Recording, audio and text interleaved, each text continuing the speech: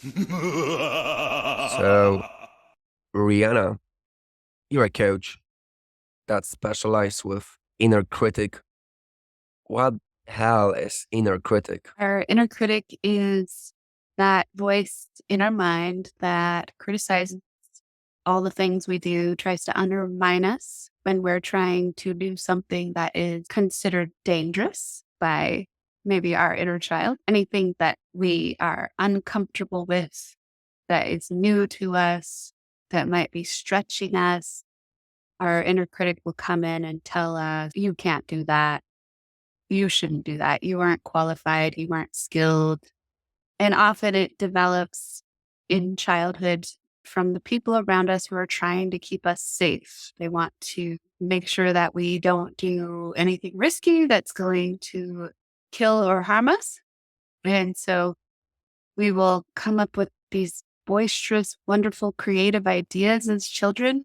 And then our caregivers will tell us, don't you dare do that's dangerous, that you're going to be rejected by the people around you. People will call you crazy. They'll make fun of you. There can be a fear by the caregiver being rejected themselves by our outlandish behaviors. That's where we develop that voice and we carry it forward with us into the rest of our lives. And we become our own, I guess I like to call it self-flagellation. We whip ourselves. The whipping boy. Yeah. Brain itself is preventing us to feel pain. And to a degree, as an evolutionary trait, it makes sense. But it have been so long since we have been living in the caves. And if you look left and right, there isn't any tiger that is chasing us that would prey on us. Do you think there are many voices like that? And do you think those voices can be dissolved? I do think there are multiple voices. If you consider the concept of parts work or internal family systems, we will have different voices that may have conflicting goals and values. One voice will be like, yes, we really want to do that. And then we'll have another one that's absolutely not. That's insane. Don't you dare think about doing that. So it can get really, and I think that the more complex trauma a person has, the more parts there can be. One of the term or a couple of the names for some of these parts are the protector parts and the firefighters. A firefighter is going to do whatever it can when it feels that you are putting yourself into danger or you're being threatened to burn everything down and completely sabotage whatever you're trying to do. So all the pieces that might be working, if the firefighter feels really activated and frightened, it'll just destroy that stuff. A protector part is more likely to just stop you from feeling intense emotions that it thinks are going to kill you. As far as dissolving them, I don't think that should be the goal. I think that can be an overwhelming task and it can cause more stagnation in a growth journey to have that goal when instead it's more to integrate and love those parts and accept them and hold them and say, okay, I hear what you're saying. Let's try the reparenting process, right? Oh, it makes so much sense that you're afraid of that. Tell me more. Tell me what caused you to be afraid of that. And then you can just say, oh, yeah, that makes so much sense. And we're not in that situation now. I'm an adult. I know how to handle this. I know how to move forward here and I'm capable. And when we do less arguing with the parts and more of that acceptance, they tend to be less activated and fighting. That sounds like integration, the voices in our head. And before we go deeper, I do have a tricky question. If someone from the audience is listening to this and is listening for the first time about the inner voice, how the heck will you prove that you're not crazy? So, not the goal. We are all a little bit crazy. The truth is, they used to diagnose this in psychology as having a multiple personality disorder. And the research since then has found that everybody has multiple parts or personalities active in their minds at all times.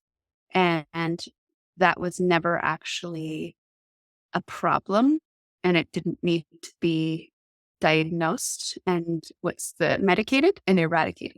What needed to happen was we needed to understand that in order to work with the parts of the brain and the personality and reach our goals, we have to give them space to be heard and seen and understood rather than rejected and ostracized and isolated. So things have just changed in terms of therapy and research Mm. from the past, and they're changing quickly and they're changing all the time. Now, this is a thought that I had whilst you were explaining things, and those voices are byproduct of some trauma we have. So it's like we are wearing a mask.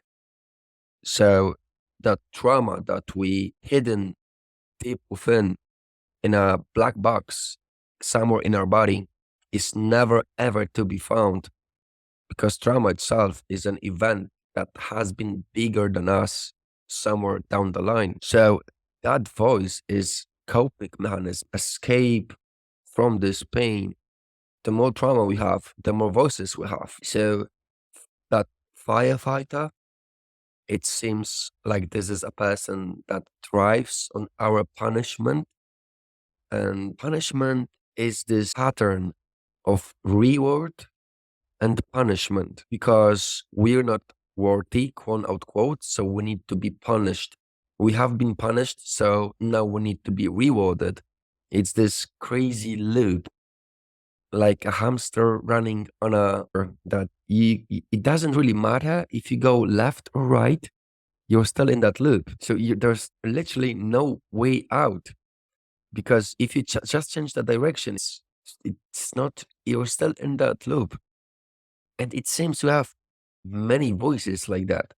And you said it's not about dissolving them, it's about befriending them, understand their nature. Is that correct? Yeah, love and acceptance of them. And if we try to approach it from a cognitive place, which is what we generally do in Western society, everything is about cognition and logic, we will find ourselves in a never ending loop that goes direction to direction. And then oh, this part is coming up again. I have to reparent it again. So we have to then implement new practices such as feeling our feelings. So allowing the emotion that is the terrible, scary thing that the firefighter or protector thinks that they're protecting us from, and just allowing the emotion to be had. A lot of us in Western society really suppress rage. There are tools, there are things called break rooms, for example, where you can go into a room and put in like personal protective gear and just smash things to get the anger out. So you can feel your anger and then not just feeling it, but moving it out of the body with a somatic practice, which can be, for example, the break room, like the actual activity of smashing things and breaking things, letting it be released from the body because it's stored in the tissues, it's stuck in the tissues. You talked about how we're not in caves being chased by lions. We have a lot of micro stressors that happen in our environments on a daily basis. And because they are not a lion chasing us, we think they're no big deal and we're taught to ignore and suppress the stress. And so we don't complete the stress response cycle. We get really activated and stressed, and then we stuff it down and get on to the next task. But we haven't moved it through our body and allowed that energy to be released out of our tissues. A great opportunity would be to have that stress and maybe go for a run or do some kind of workout, but our schedules may not allow for that. So a lot of people with high stress jobs will go to the gym after work, but they're not consciously connecting. Oh, these are the things that happened today. I need to feel the feelings that happened while I'm doing this workout and be very about releasing and completing the stress response cycle, allowing my body to shake, allowing my body to move in a way that's going to release all of this energy so that it doesn't have to keep coming back and coming back.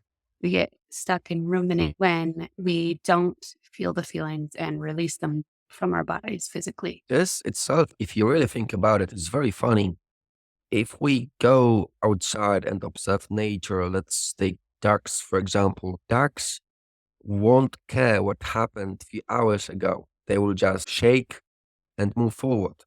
But also intrigued me is when you said that people use cognitive measures, logic, and to me, it sounds just like a coping mechanism. And that is very funny because coping mechanism, and this is even bigger will that we give to ourselves instead of doing what is right.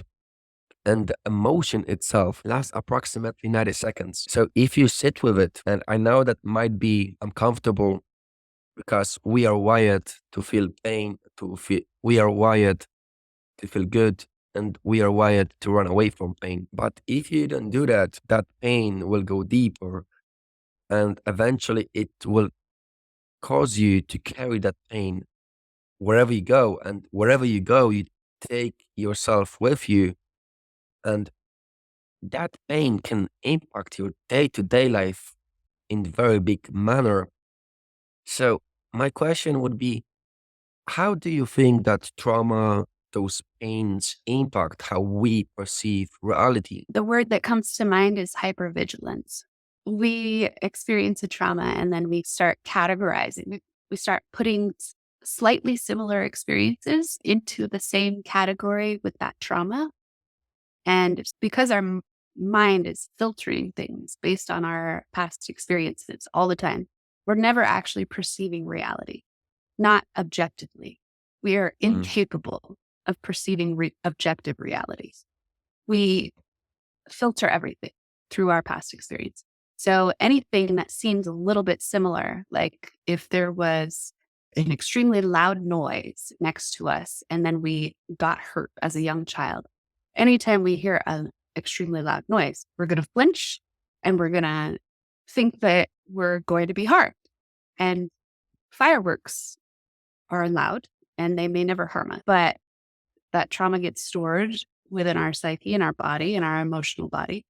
And so we start associating trigger with this outcome that's going to be a problem. So we go around hyper vigilant, like I'm expecting problems all the time. And the more trauma you have, the more various experiences that led to you perceiving that you were traumatized, the more hyper vigilant you're going to be. You're going to be going through life unable to trust anybody, unable to tolerate certain sights, sounds, smells, touches. And so that hypervigilance is the word that I would use that kind of describes that. If you're anticipating problems all the time, then you are not present to enjoy the beauty that is in front of you and the magical, like wonderful tastes that you're experiencing. Like you have a difficult time falling in love or loving people deeply in your relationships. You can't be open hearted. You're always looking for that problem, looking for that other shoe to drop. And we hear people talk about being present, and these kind of things prevent us from that. Now, this is very intriguing what you're saying. I work with lots of people that are highly sensitive, which is pretty much hyper vigilant. And all of that has been triggered by some traumatic event in the childhood that caused them to be this way. As a result, they become super aware of their environment, anticipating what's going to happen. And it's like having 50 fingers instead of five. So we feel so much that sometimes it's just too much. It's overwhelming. So we easily get very tired. And when you interact with others, wow, that's so easy to sponge negative emotion from that person. And that starts this vicious cycle because you ask yourself, oh my God, why did I sponge those negative emotions? I wanted to do something else, say something else, but I just froze. My belly sank and I couldn't breathe. No, that's not gonna happen. Next time I speak with this person, you're gonna see. I'm gonna do it completely different. I'm gonna say all those amazing things, do all those great things. Guess what? It happens again and we freeze. our belly sinks and we stop breathing, looking stupid. So then you start to think, oh my God, what's wrong with me? And you start to lose self-respect to you. And it starts this vicious cycle of decreasing self-esteem. First, it started with fear, right? Because you couldn't accurately express yourself. But on long enough timeline, that fear becomes anger towards oneself. So pretty much you hate yourself on long enough time. And now you mentioned something that is a first step for cure for all. And it's not about the trauma. It's not about the beliefs, habits. Literally, it is a cure for life. And it's something that I'm experimenting right now to be completely aware 24/7, present, as they say. And if a person has not been exposed to this idea of being present, how would you explain it to that person? I would say it takes some practice to observe your triggers and to be able to step back out of the story. What's interesting is that M are excellent at dissociating from their bodies because it's one of the ways we have to get through life. Like if we're in a crowded room or at a party, sometimes just like we're expected to interact in a certain way and be polite and do the small talk thing, but we're so busy feeling the temperature of the room, like everybody's emotions and whether there's a problem coming, whether there's a fight that's going to happen. And even alchemizing, we can be alchemizers of the emotion by going in like really positive or just being that really still peaceful kind of presence in the room. That's one of the strategies that I've used. But when we dissociate from our body, it's difficult to be present since we're so good at that and so practiced at it. We can use that tool to take ourselves out of the story and watch ourselves interact with the people around us. It's usually a human interaction that really freaks us out. I've done this where I was, I guess, in a dating scenario and just watching myself in a pattern of not trusting men, jumping to conclusions, making assumptions, getting defensive. And so a guy would say something and I would watch myself get defensive and then I would pause. And one of the best tools that we have is to pause, is to realize we don't have to anticipate everybody's needs all the time.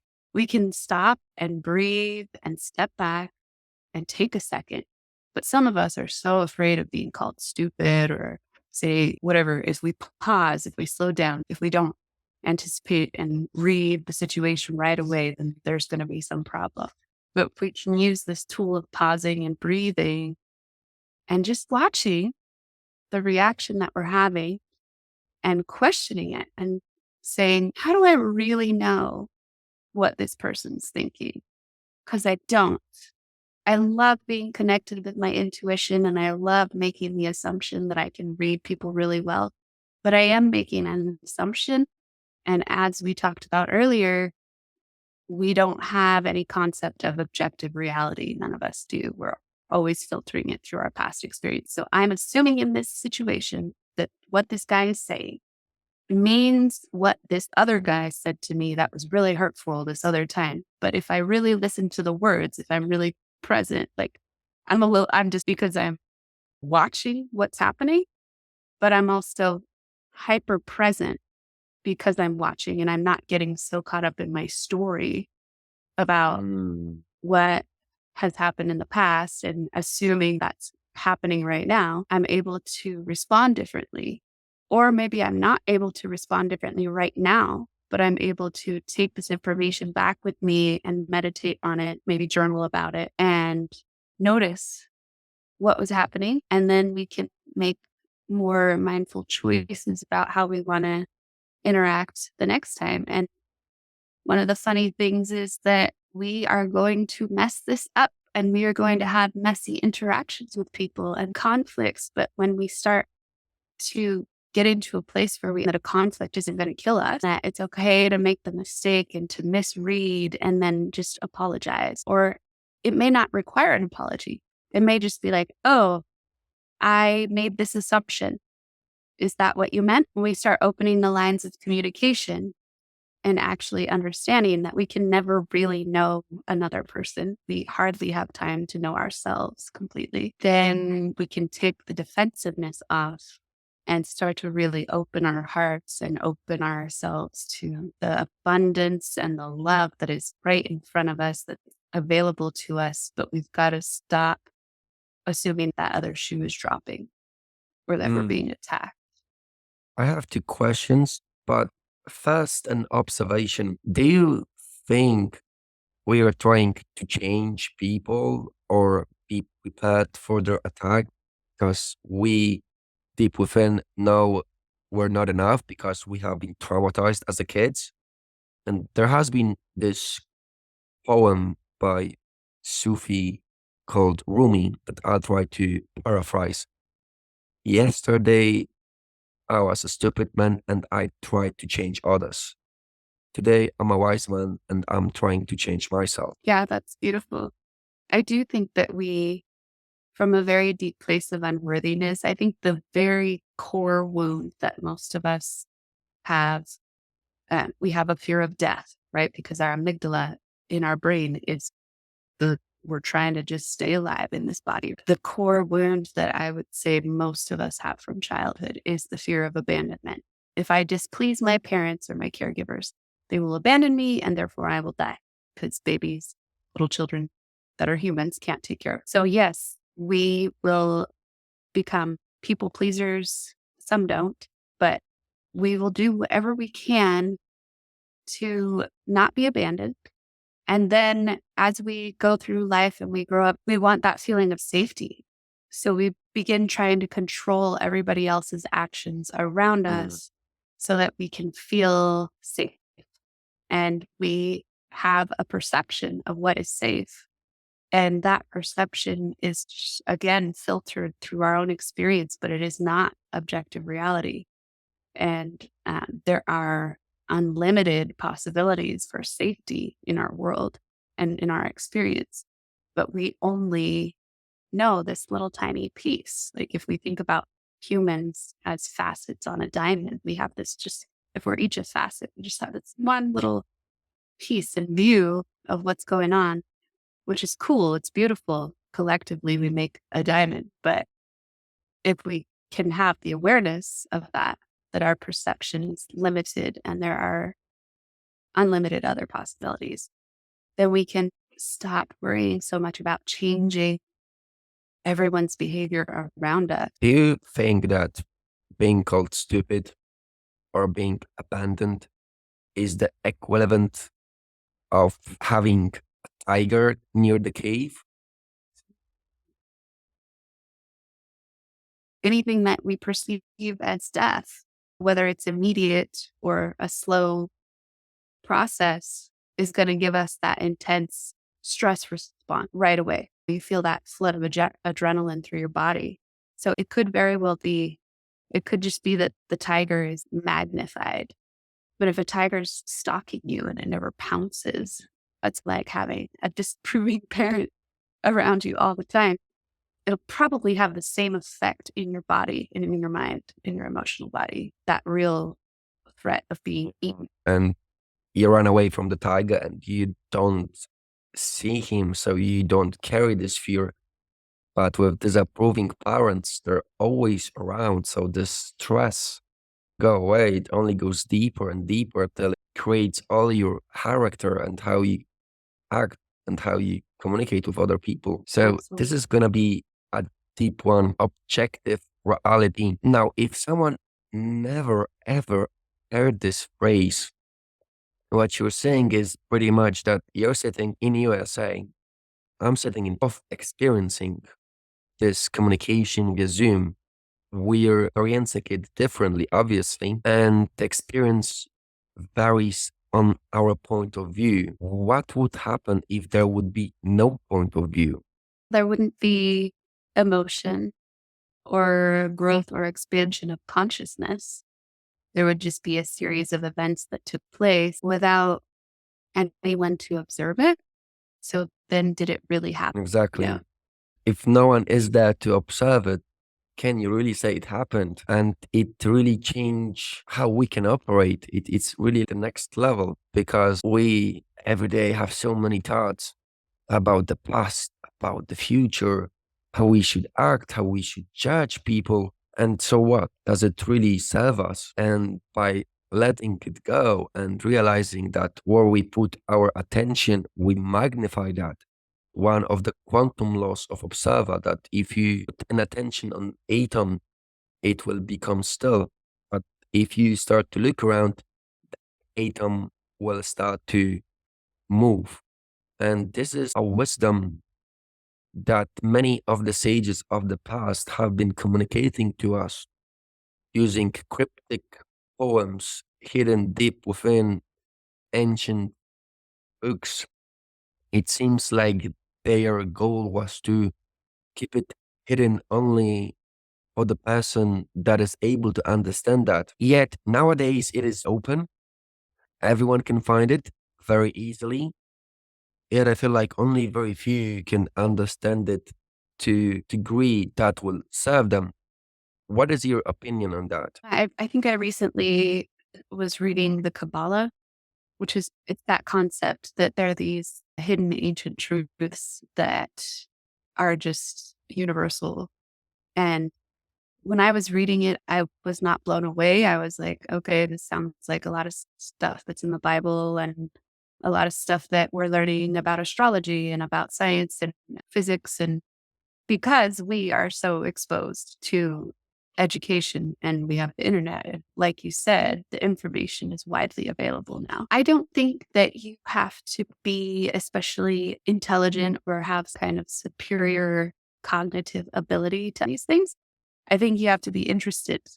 And I think the way that we become interested is when our life becomes so painful that it Yeah. becomes intolerable to not seek these kinds of truths and apply the wisdom.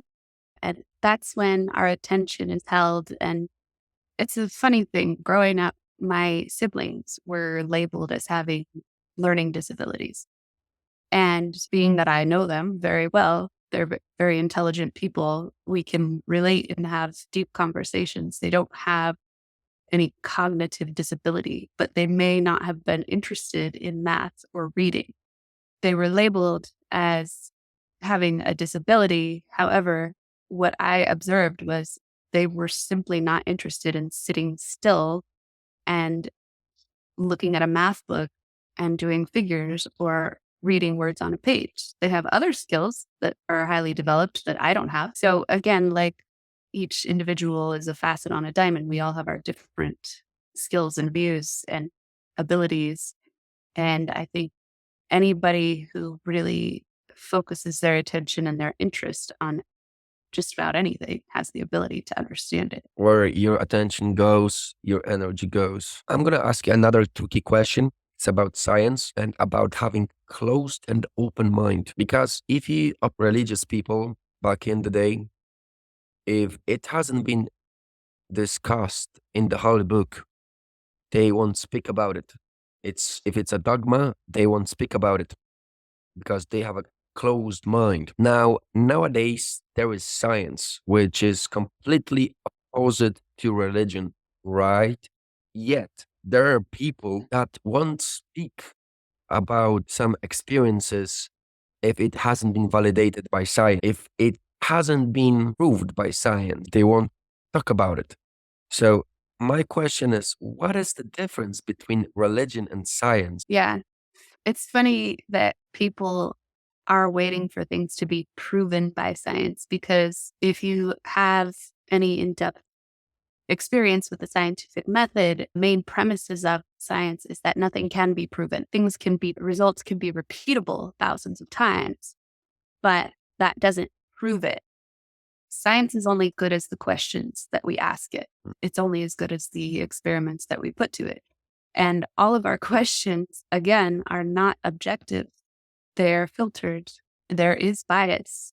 And I think that science is being preached as having no bias, but that simply is not possible because Yeah. humans are biased and we're the ones creating the experiments. And so religion is more about storytelling, stories that are passed down, and I think it's really tested. You're not going to test it thousands of times. People will look at it like it's a mystical kind of truth. However, there's very little mysticism, in my opinion, in religion. There's a lot of limiting beliefs. And again, it's all based on these stories that have been passed down. And then we come up with these morals or standards of behavior, which is all about keeping people safe, which is all about control. And it goes back to that fear of abandonment. If you don't behave in this way, then I'm going to be unsafe. So I'm going to create this religion and this set of rules. And if you abide by it, then you're good and you're safe and you're allowed to be around me and speak with me. But they're both pushing science and religion, an agenda that is not an absolute truth. That is great example because religion has been used by other people as a tool to gain benefit. So they can be called kings, or they can invade other countries, or they can simply get money from the poor. Now, with science, I believe it is exactly the same. And before we go into that, just by having confirmation bias, your brain will give you the validation that truly is that way. Not only that, just by measuring, you impact the final result. It has different names like self-fulfilling prophecy, confirmation bias, placebo.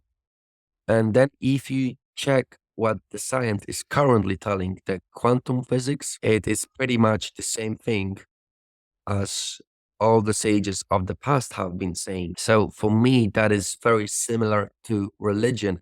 And if there was to be a new religion, it definitely wouldn't be called religion because people would, this is a religion. Mhm. I'm not going to fall into that trap. I have already done it.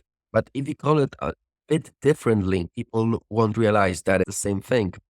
So they will fall into this trap. And if you observe people that have religious parents, coping mechanisms, their children become very scientific. But in the end, it's the same thing. It's a tool in the end, right? A tool can either or destroy you, and we allow the tools to use us. So we become religious, and becoming religious can be a coping mechanism. Becoming spiritual can be a coping mechanism. And in fact, it's one of the biggest coping mechanism there is. Personal development, guess what? It can be a coping mechanism as well. Like the need to understand everything, to know everything is a coping mechanism as well. What you said previously, to integrate those voices, to understand where they're coming from, I think could be very beneficial. It is one way where you can learn how to live with those voices. Are there many ways? Obviously, yes. I suppose there could be as many ways as there are people. Is there any way better than worse? I don't think so. In fact, I think everything is changing. So we should change as well. We shouldn't be rigid with our beliefs or our techniques that, oh no, Rianna, you don't understand. I'm a yogi. I only do yoga. Do not preach to me about Qigong. I don't think that would be beneficial at all. It's about moving with the flow. Now, for you, religion obviously means something else. Could you share more light what religion is to you? Yeah, I'm not really a fan of religion, to put it mildly. So I grew up Jehovah's Witness, and that is what many consider a cult. It's a very controlling religion. It really becomes an identity. So you're either all in or you're all out. And Mm. you subscribe to the beliefs and you behave in the way that they expect you to behave, or you are isolated and ostracized and no one is allowed to speak to you. And so you're first taught to reject, to be no part of the world. And then they show you that if you don't follow their rules, they will then isolate you, which is exactly what a narcissistic abuse relationship turns out to be. They usually isolate you from your friends and family, and then they isolate and reject you when you don't do what they want you to do. And to me, religion is all about control.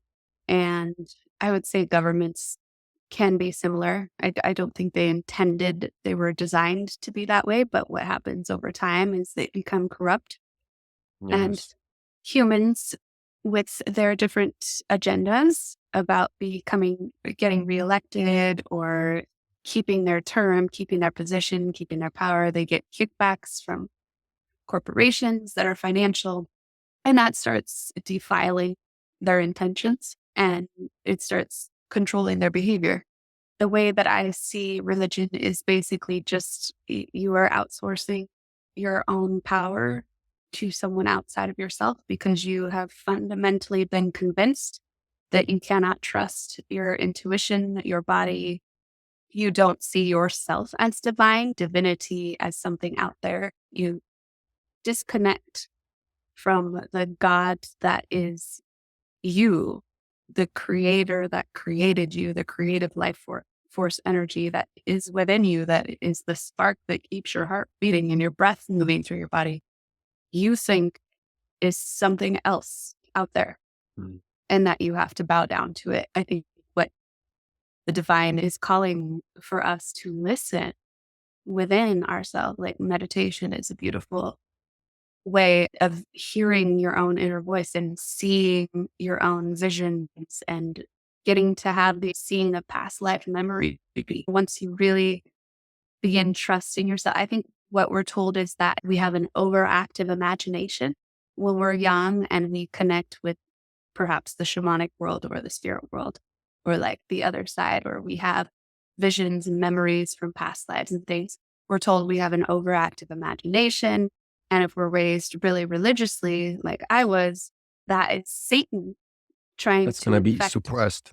our mind. Yeah. And to reject that and suppress it. Mm. And so people learn to do that. And then they start discounting those experiences as crazy or silly. Mm. And our mainstream society, with enough of us believing that, we collectively call that stuff crazy or silly or ridiculous. All a part of our natural state of being.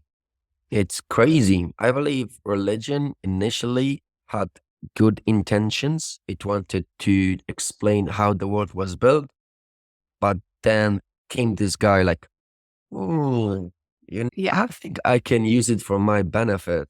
It completely changed the game because then the religion started using people. It was like told like this whip that you could use to whip people to make them obedient to your wishes, and it all changed. You also mentioned something that intrigued me. Lots of highly sensitive people attract narcissists to their life. Why do you think that is? I think it's like a microcosm of the macro. Like you just Mm. described religion as a way of controlling people and getting them to, it's a way of enslaving people, really. When it's well intentioned and the original vision of unifying people and connecting them to divinity and collective love, that's beautiful. But there's always a corruption that happens, right? And so there's that one person. I think some stories in tea was said to have changed the Bible and mixed in some paganism with it to get all of the people to comply and stop fighting each other so much, which wasn't necessarily evil. And yet a side effect of that was that he got more control, more wealth, more power because he got everybody to toe the line. I lost my train of thought. How did I get on concept? If you think about religion itself, like the Christian, so many things have been added afterwards just to push the agenda, just to get agenda to be the biggest corporation in the world, to have the biggest influence. Yes. It's like What if is- Jesus would be reborn, would look Ooh. at this. No. What's so interesting is that the only unforgivable sin in Christianity is blasphemy. And yet the whole religion is blasphemy to Jesus because it doesn't embody what he embodied: Yeah. love, acceptance, being with the diverse people, whores, lepers, whoever, and embracing them and be beautiful and loving and accepting and always. But Christianity is the opposite. It's about ostracizing those people, telling people that they're wrong unless they follow this religion. And so I just find that really ironic Funny. and funny. Yeah. What a journey, right? From Yeah. love, from being here, you go down to ostracize people. You do completely opposite of what's expected to do. Yeah. 'Cause I'm having great time talking to you, but our time is running low. Could you tell us where can people find you if they want to connect with you? Yeah. I'm on Instagram at Align and Prosper Coach, and Facebook. I just started a new Facebook group that is support for mom guilt, body shame, and sexual disinterest. It's for basically women who any of those things going on. But we have weekly sharing circles where we can support each other and work on those things. And then my Facebook name is Rianna Danae Ritter, and I spend the most time at Instagram and Facebook if you're going to connect with me on social media. Thank you so much for being my guest. All links are underneath this video, so feel free to check them out and stay tuned for another episode of Pure Bliss called Golden Llama Show. Thank you so much. Thank you so much, Andy. This was a lot of fun.